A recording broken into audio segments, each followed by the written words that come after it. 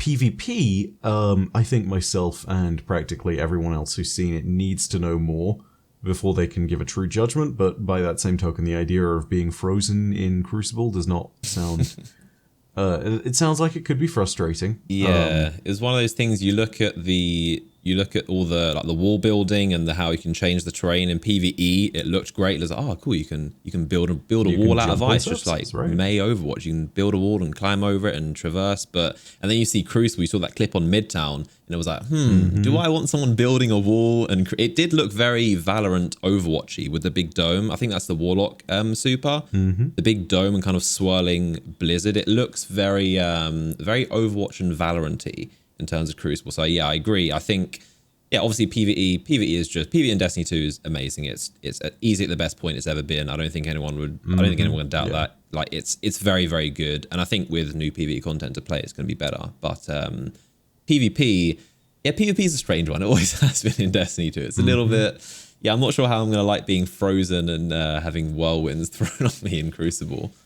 Like, I suppose I could live with it if it's just a function of all the different supers, right? Because if it's a function of the supers, like, then I kind of get it. And in some instances, there might be an argument to say that it is more powerful, and in others, it has an argument to be stated that it's less powerful.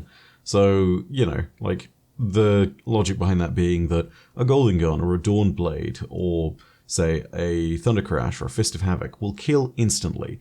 Whereas Stasis is going to lock up the player by the looks of things first in the supers before they kill them. Unless it's something like, say, the Titan super where it's a very direct action. Yeah. And in some of those instances, the Titan's super looks... You know, there are moments where it's like, yes, you may be freezing the person, or you could be killing them. But in those moments where they're killing them, it looks a lot less sort of energetic and kinetic than, say, a Fist of Havoc. And I think things like that are going to matter, because if you are giving players a really powerful tool like this, everybody knows that in the Crucible, the heart of everything is movement. You know, the heart of everything is going to be positioning. And if it's a really slow super, then it's not going to be as effective as people think it is. I still think that wall building is going to be one of those really...